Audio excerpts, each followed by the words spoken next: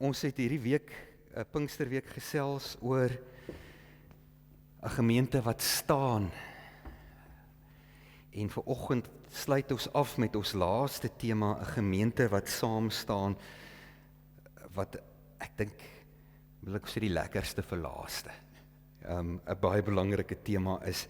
Ek gaan vanoggend lees uit Filippense 4 vanaf vers 2.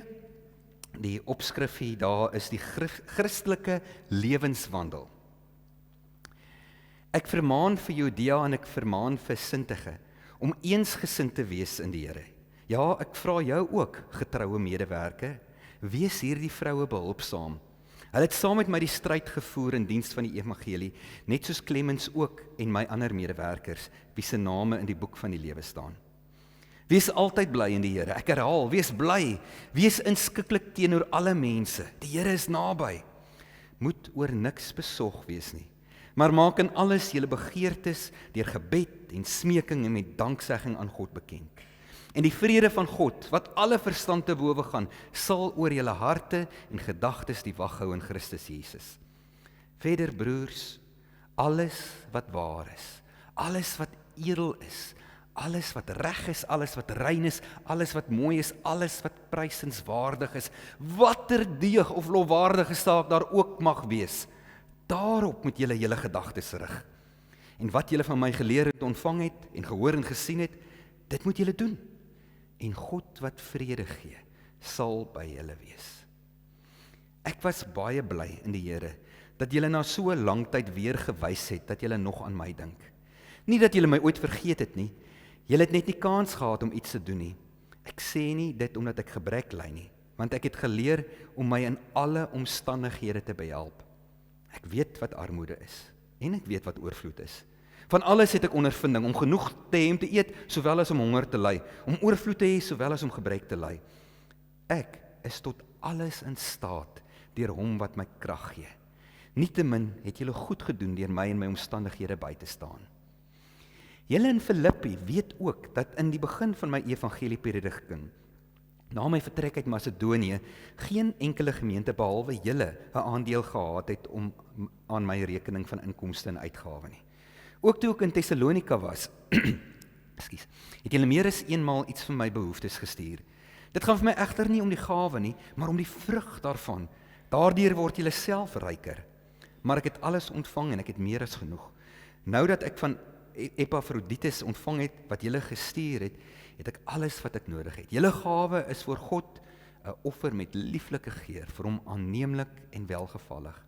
En my God sal in elke behoefte van julle vrylik voorsien, volgens sy wonderlike rykdom in Christus Jesus. Aan God ons Vader behoort die heerlikheid tot in ewigheid. Amen. En dit is hoe die boek Filippense afsluit.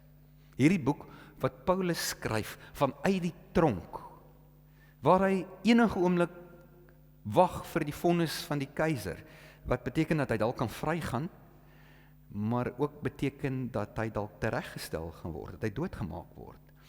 En dan lees mens hierdie Filippense 4 en mens is verstom oor hierdie man se blymoedigheid, die vreugde wat in hierdie woorde deurkom. Dan besef ons, Paulus weet iets van om elke dag saam met die Here te leef en sy krag en sy hulp by die Here te gaan soek. Ek glo julle almal het al gesien hierdie gaanse wat so in 'n V-formasie vlieg. En gaan 'n prentjie kry. Het julle dit al gesien? Dit lyk verskriklik mooi, maar hulle vlieg nie so vir die mooiheid nie. Daar is 'n rede hoekom daai gaanse in daai formasie vlieg.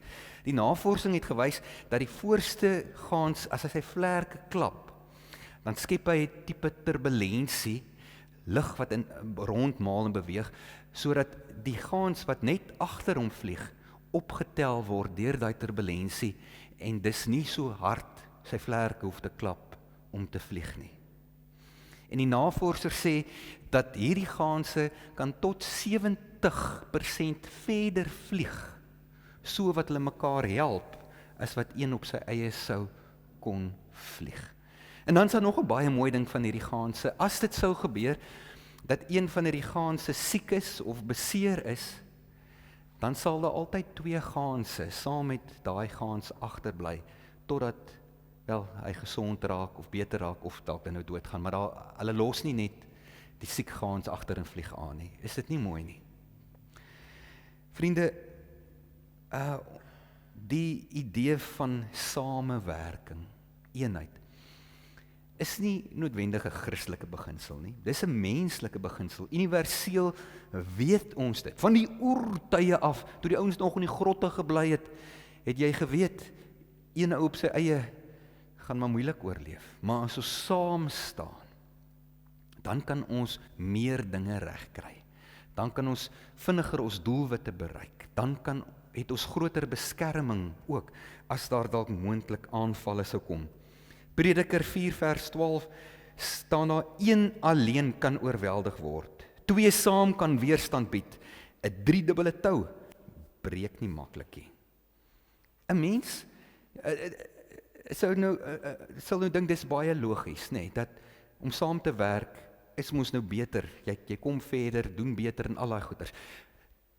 Almal doen dit, almal werk saam. Want dit is mos nou, ons het nou gelees en ons gehoor en ons logika sê ek vir ons dit is beter so. Maar nee, dit is nie so nie. Vir een of ander vreemde rede is hierdie samewerking waarvan ons nou gelees het iets wat nie natuurlik kom vir die mens nie. Dalk omdat ons so verskillend is. Elkeen van ons wat hier sit is uniek. Jy het jou eie persoonlikheid. Jy het jou eie manier van dink en kyk na die lewe. Jy het ander goeters wat jy oorweeg as jy 'n besluit moet neem, as wat 'n ander persoon doen. So die manier hoe jy keuses en besluite maak, is anders as die ou wat langs jou sit. En ja, jy het dalk ander dinge wat vir jou belangrik is in die lewe, ander dinge wat vir jou irriteer, en so sukkel ons as mense om soms maar by mekaar te kom en saam te werk tot 'n eenheid. En dit, liewe vriende, is dan iets wat ons moet besef vandag, dat eenheid, al is dit eintlik so logies en vanselfsprekend dat dit beter is vir ons, is nie iets wat net maar kom nie. Ons moet werk daaraan. Ons moet doelbewus fokus op ons eenheid. Ons wat in die kerk is, het eintlik 'n ongelooflike voorsprong, want ons het 'n gedeelde storie, 'n gedeelde geskiedenis. Elkeen wat hier sit, was verlore, was op pad hel toe. Maar iewers in jou lewe het die Here ingegryp, het hy homself aan jou kom openbaar as 'n liefdevolle en genadige God. Het hy jou syne gemaak, jou vrygemaak van jou sondes, jy het die Heilige Gees ontvang, jy het deel geword van sy kerk, sy familie. So ons almal het daardie stukkie storie, daardie stuk geskiedenis deel ons almal.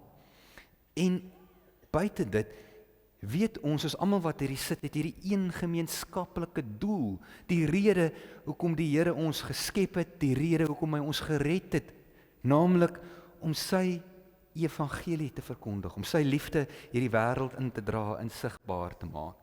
So vir ons in die kerk, om saam te werk en 'n eenheid te wees, geen probleem nie. Ons beklei nooit nie. Ons sit nooit vas nie. Ons verskil nooit van mekaar nie.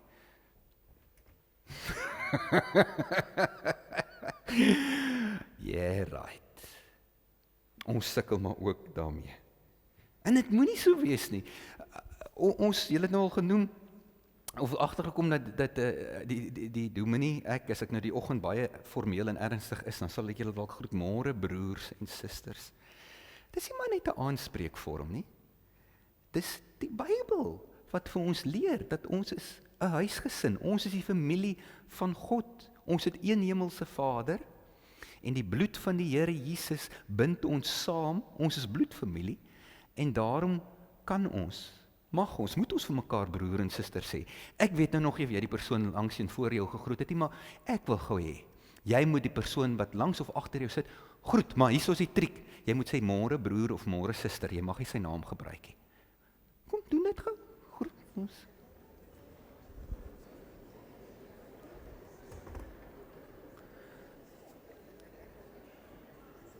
Dit voel 'n bietjie vreemd om vir jou vrou te sê, suster, môre broer.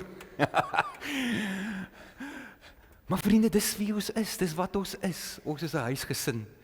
Ons is saamgebind deur die Here Jesus, 'n familie. En ja, ons moet hierdie eenheid soek.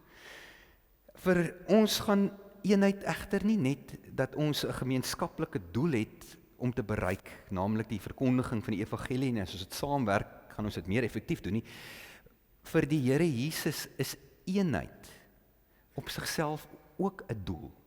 So dis nie net 'n middel of 'n manier om by iets anders uit te kom. Die eenheid self in die Bybel is vir ons 'n doel. In Johannes 17 vers 21 bid Jesus vir sy disippels. Dan sê hy, ek bid dat hulle almal een mag wees, net soos u Vader in my is en ek in u, dat hulle ook in ons mag wees, sodat die wêreld kan glo dat u my gestuur het. In ander woorde, ons eenheid is ook deel van ons getuienis. Mense kyk hoe ons mekaar hanteer, hoe die kerk operate, en hulle oordeel ons daarvolgens.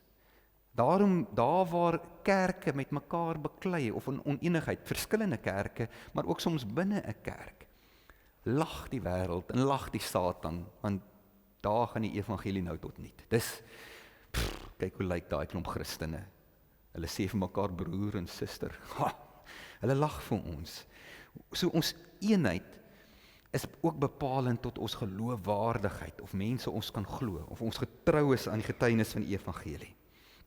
Ons kom agter dat ook hier in Filippi, hierdie geliefde gemeente van Paulus, sy witbroodjie gemeente, by hulle was alles, ook nie alles net smooth sailing nie.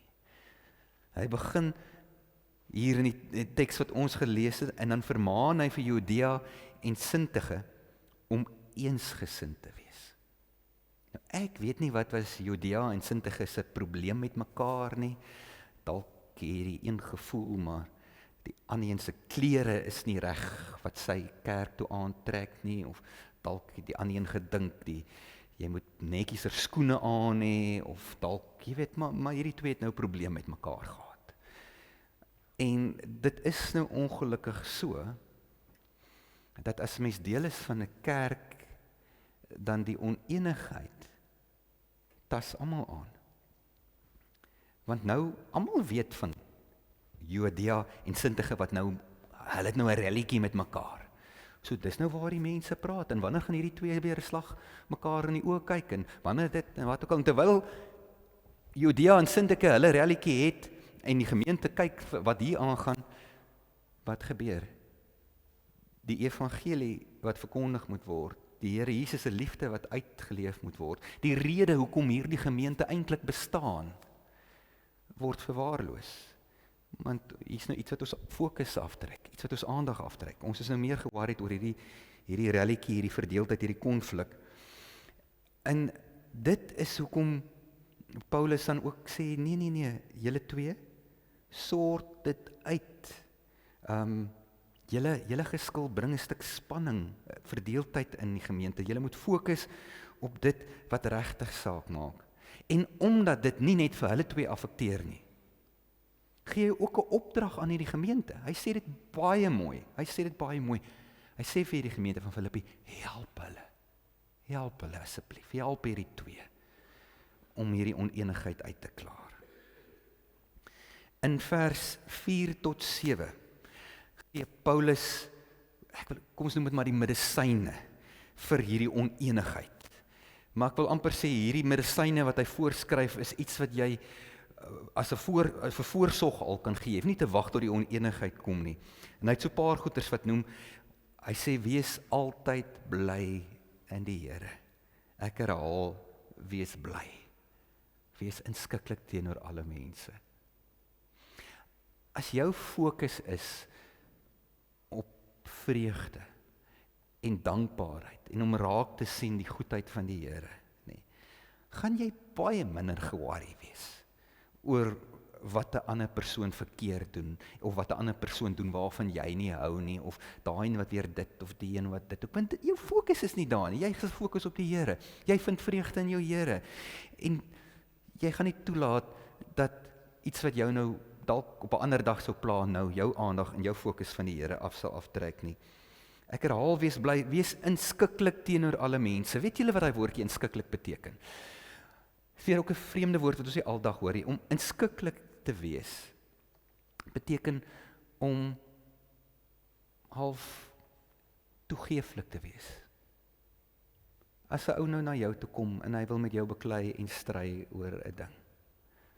Nie om te sê man jy's verkeerd en bla bla bla en jy's 'n idioot en laat ek jou sê wat is reg nie. Om inskikkelik te wees is om te sê okay, ek hoor wat jy sê.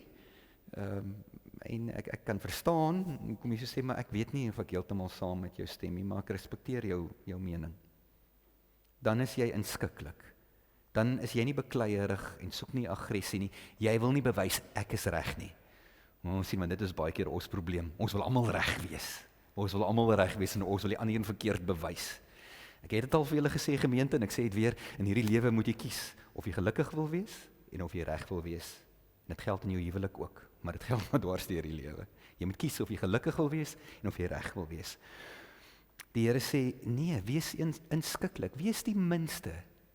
Sê vir hom, okay, is reg, jy kan maar so glo en dink en draai om en loop weg. Dis om inskikkelik te wees.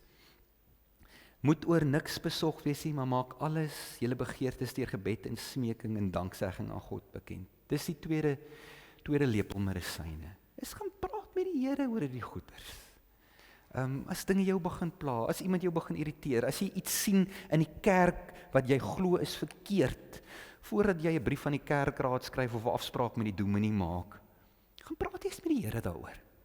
Van die Here, is dit regtig waar iets wat ons moet aanspreek in die kerk, of is dit nou maar net ek?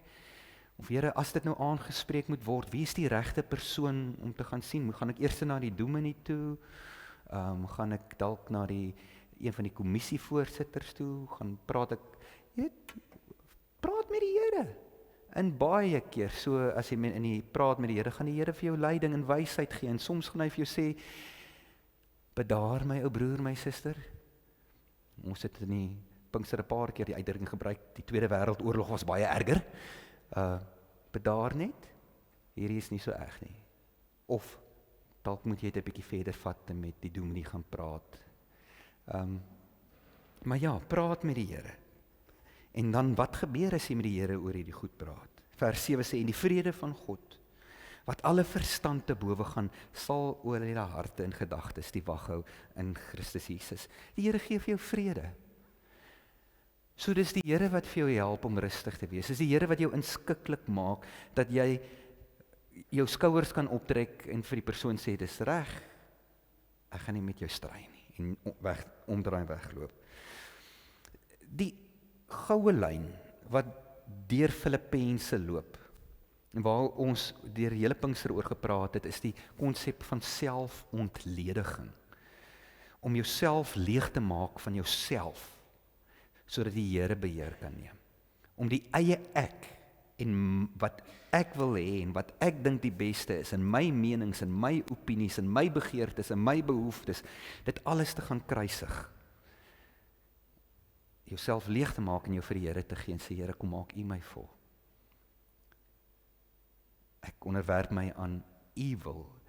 En dan te ervaar hoe die Here, nadat jy alles vir hom gegee het, jou leeg maak het, vir jou kom vul en jou meer gee is wat jy ooit gedink of gedroom het jy kan hê. Maar jy moet eers deur daai pad van selfontlediging gaan, om 'n slaaf te wees, om jouself te sê ek is 'n dienaar, 'n slaaf van Christus. Onenigheid begin daar wanneer mense hulle eie agendas wil dryf. Wanneer mense 'n mening of 'n opinie oor 'n saak het en hy wil almal daarvan oortuig. Dis waar onenigheid begin. En weet julle, dit is soms goed om te verskil van mekaar. Hoor my mooi. Ek sê nie vanoggend ons moet nooit verskil van mekaar hê, want in ons verskille is daar ook geleentheid vir groei. Ons skaaf aan mekaar. Hier is nie een persoon wat altyd reg is nie. Nie die dominee nie die kerkraad nie 'n lidmaat nie. Niemand is ooit altyd reg nie. So ja, ons gesels oor goeters, ons praat dit uit, soms verskil ons, maar altyd met die regte gesindheid dat ons wil 'n oplossing hê binne die Here se wil. Andersins, as dit net gaan oor wat ek wil hê en wat ek dink is reg, dan verloor ons fokus. Weereens dan is ons in die kerk besig met ander goeders as dit wat die Here wil hê ons moet na kyk. Hy sê in vers 8, sê hy vir hulle, julle moet julle gedagtes fokus. Alles wat waar is, alles wat edel is, alles wat reg is, alles wat rein is, alles wat mooi is, alles wat prysenswaardig is, watter deug of lofwaardige saak daar ook al mag wees, daarop moet julle julle gedagtes rig.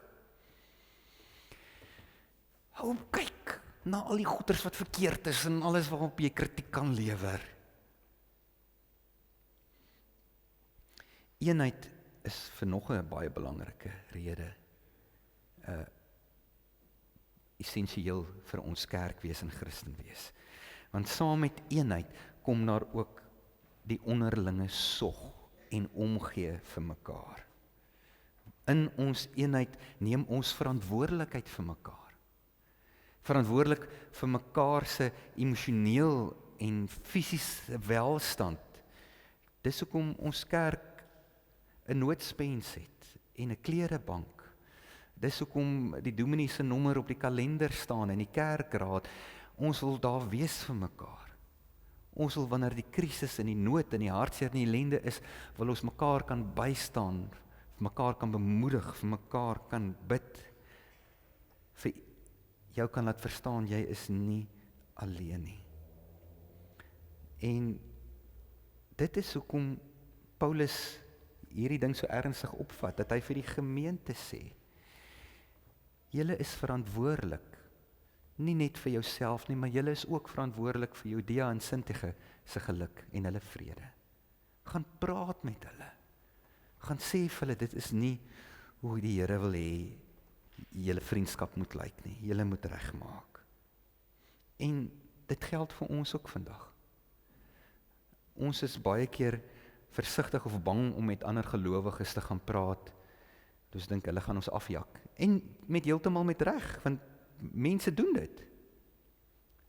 Maar liewe vriende, wat die Here dalk vanoggend vir jou sê, is daai buurman van jou, wat jy weet op 'n koolkerk toe gekom het. En nou al vir 'n paar maande sien jy nie meer dat hy kerk toe gaan nie. Hy is jou verantwoordelikheid. Hy is hierdie gemeente se verantwoordelikheid. So gaan praat met hom. Gaan hoor by hom, ek sien jy was lanklaas in die kerk, is iets fout, iets wat pla. En dalk sê hy, ja, maar hy het 'n probleem met daai skynheilige ou wat daar links voor in die kerk sit, of hy hou nie van die Engelse liedjies wat ons sing nie, of hy hou nie van die dominee wat nie 'n wit das dra nie, of hy dan is daar 'n geleentheid vir gesprek. Nee, dan is daar 'n geleentheid vir gesprek. Dan kan jy vir hom sê, weet jy maar, daai wat jou probleem is, dalk nie eers lankal nie eens meer so in die kerk nie. Weet jy hoeveel mense kom die kerk toe nie oor dit wat 5 jaar terug hoe die kerk toe was, en hulle het nog steeds, hulle dink is hoe die kerk lyk. Nooi daai man. Sê kom slag weer kerk toe, kom aanbid en ervaar die liefde en die teenwoordigheid van die Here saam met ons hier op 'n Sondag in die erediens. Dis lekker by ons. Die Here is hier teenwoordig. Nooi hom. En dan mag dit dalk gebeur. En het dit al gebeur dat daai man of vrou met wie jy gaan praat vir jou sê, man, dit het niks met jou uit te waai of ek kerk toe gaan of nie. En sê, jy het dan vir my die reg gegee om met jou te kom praat, as dinge in jou lewe nie reg is nie. Wat, ek het vir jou die reg gegee. Die dag toe jy belydenis van geloof afgelê het, die laaste vraag waarop jy antwoord as jy belydenis van geloof aflê, is, ek aanvaar die reg en die verantwoordelikheid van my medelidmate om my te help om op die pad te bly. Is goed dat ek dit vanoggend weer vir julle sê en daaraan herinner, nê? So ons het op daardie dag wat ons belydenis van geloof afgelê het, die reg gegee vir ander gelowiges om met ons te kom praat, en dan kan ons nou nie vir hulle afjak en sê dit niks met jou te doen nie, of los my uit nie. Vriende, so help ons mekaar. Eenheid gee vir ons krag, eenheid gee vir ons moed, eenheid bind ons saam, eenheid help ons om ook weerstand te kan bied teen die aanvalle van die Satan. Hierin lê 'n stuk veiligheid om deel te wees van 'n groep. Ek het gou 'n videoklip wat ek vir julle wys. Julle gaan hierdie een geniet.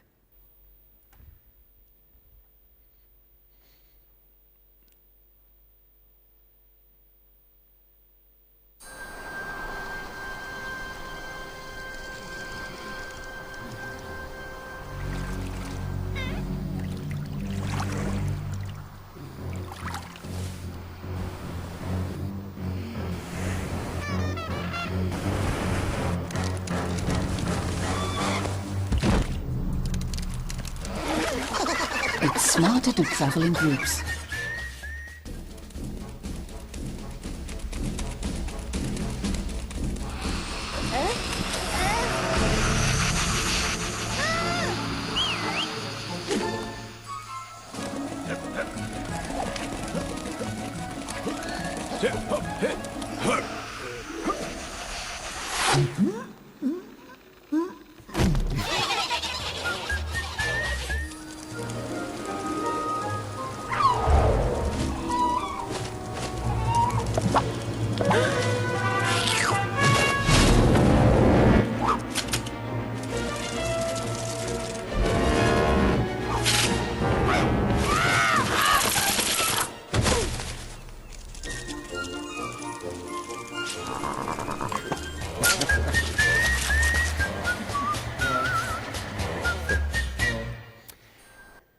Liewe vriende, dit is ons krag. Dit is wat ons staande hou as individue en as 'n gemeente, is wanneer ons mekaar kan oproep tot verantwoordelikheid, mekaar kan bemoedig, kan sê maar ons is een. Selfs al verskil is oorsake. Die verskille wat ons het is klein nietige goedjies. Dit waar ons saamstem oor die genade en die liefde van die Here Jesus. Dit wat hy in ons lewe gedoen het en besig is om te doen. Dit het ons almal in gemeen. Ons kan soveel vir mekaar beteken. En ons mag die Here vir ons hierin help en virdat ons as 'n gemeente ook hierin sal groei en dat ons sal weet, ons wat vandag op Pinksterdag hier sit, dis die Heilige Gees wat ons aan mekaar bind. Ons is inderdaad nie net individue wat hier sit nie, vreemdelinge nie, al ken ons nie aldag mekaar se name nie. Nee, ons is broer en susters en mag die Heilige Gees ons ook help. Wanneer die duiwel ons fokus wil aflei op dinge wat onbelangrik is, onenigheid en geskille, dat die Heilige Gees vir ons weer sê en by mekaar bring en laat fokus op dit waarop dit regtig waar neerkom, alles wat mooi en wat rein is, en dat ons vreugde daarin sal vind, dat ons vreugde in mekaar sal vind. Amen. Hemelse Vader, baie dankie dat U 'n God is van vreugde, dat U ook wil hê ons moet blydskap en oorvloed in hierdie lewe geniet. Here, en U gee dit vir ons.